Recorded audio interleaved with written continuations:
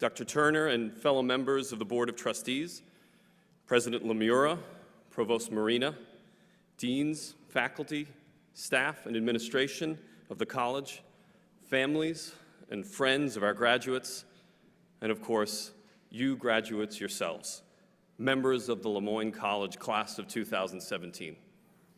Good evening. I come to you, graduates, as one like you, or at least one who is going to be like you for about another half hour. You see, like you, I am a graduate student. But unlike you, I will still be a graduate student at the end of this ceremony.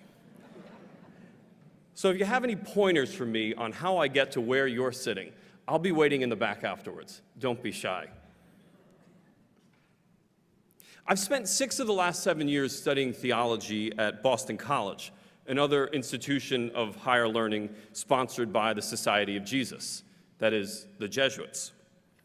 If you ever have the chance to visit BC, you will see that the heart of that university pulsates most vigorously in its lecture halls, seminar rooms, laboratories, and libraries. But other sites of learning, chapels, residence halls, athletic fields, dining facilities, they are all, in their own ways, classrooms as well.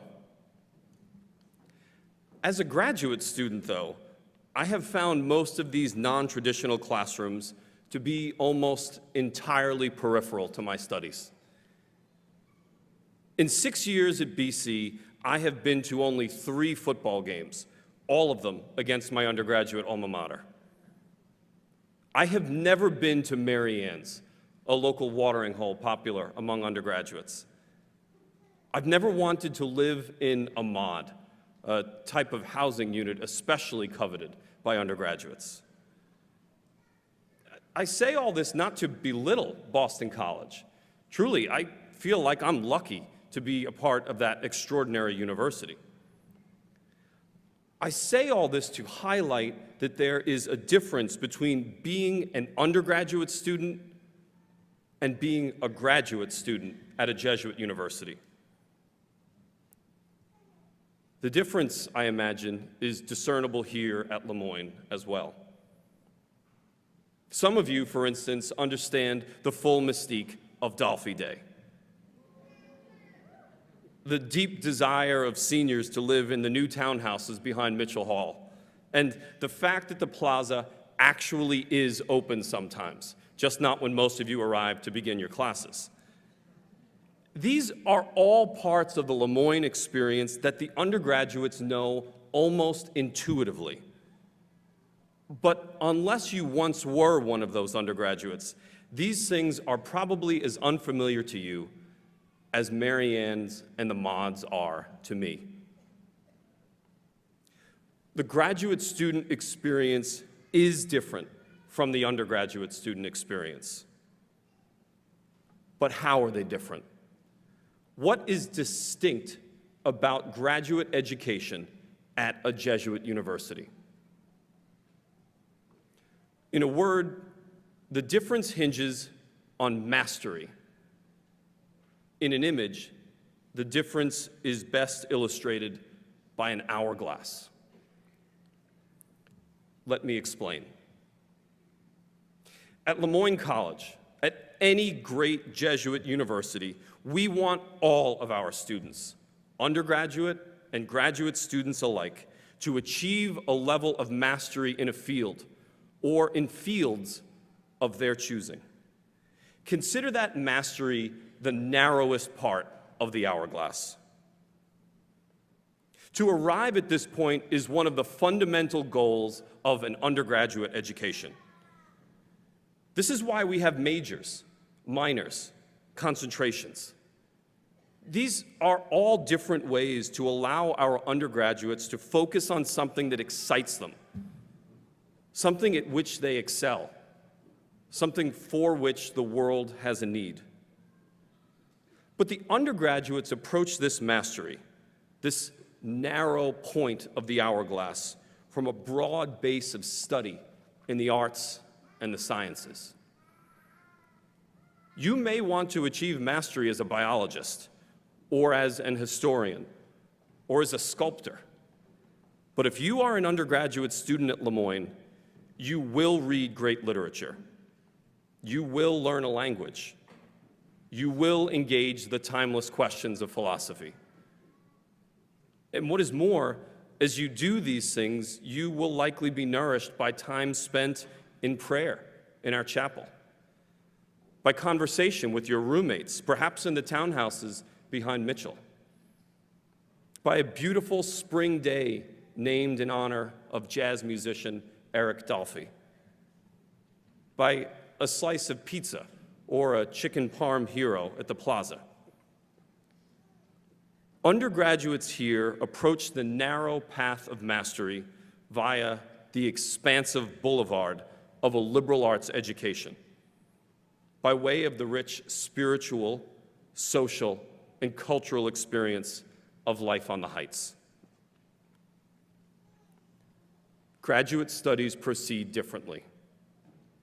They begin at the point of mastery, at the narrowest part of the hourglass, and then move out to a vast horizon. Each of you arrived here 1 or 2 or more years ago, having been granted admission to Moyne because you had already demonstrated some level of mastery, as well as the potential to deepen that mastery in a particular field of study.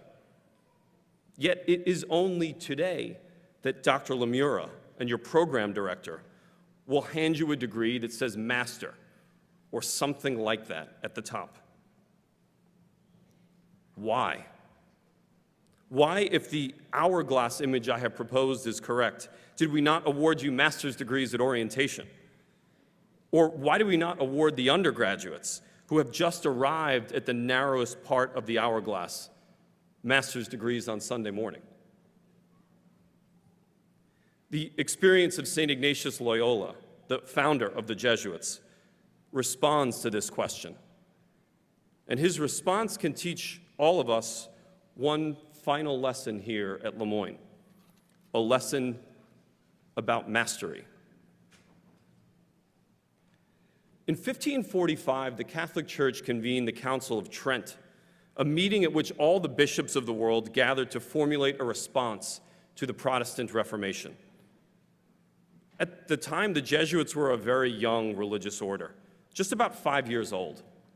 And thus, because he judged this debut of the society on such a huge stage to be so significant, Ignatius provided to the 4 Jesuits at the council instructions regarding how they ought to comport themselves at Trent. At one point, Ignatius writes this: "You should spend some time in the elementary teaching of youngsters."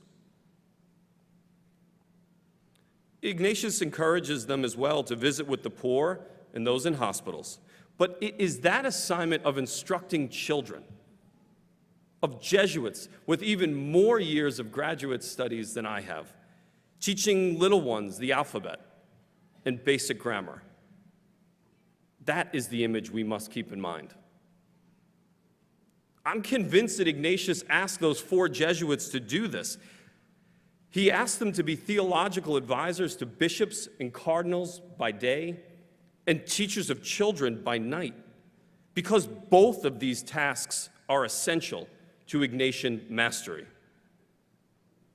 It was not that the real work of the Jesuits was done at the council and that the work with the children was just some aw shucks do-gooding. If those Jesuits could not, or worse, would not, move from the important details and precise distinctions of theology, from the narrowest part of the hourglass out to the widest part of the hourglass, out to educate the youngsters of Trent, then perhaps those Jesuits were not the masters that some pieces of parchment claim them to be. It must be the same for you, daughters and sons of Ignatius, each in your own way. Be CFOs of major corporations. But be convinced that if you are not doing something like sitting at the local public library helping the poor file their income tax returns, something is missing in your Ignatian mastery. Be PAs at elite practices, but be also healers of refugees, of people whose injuries, physical and otherwise, matter not a bit to the world at large. Be teachers who transform your classrooms, your students' lives, but never let your classrooms be confined to the 4 chalkboard and bulletin board lined walls where you spend your weekdays. Never let those whom you consider your students to be limited to people whose names appear on an attendance roster. For earning your degrees, you deserve, and you have, our congratulations. For becoming masters in your fields, you deserve, and you have, our respect. But for undertaking the further burden, for accepting the more daunting challenge of being women and men of Ignatian mastery, the mastery that becomes complete only when it is shared with as broad a public as possible. For this you deserve, and you have, that most fundamental of Ignatian responses, our deep, abundant, and lasting gratitude. Thank you, and God bless you.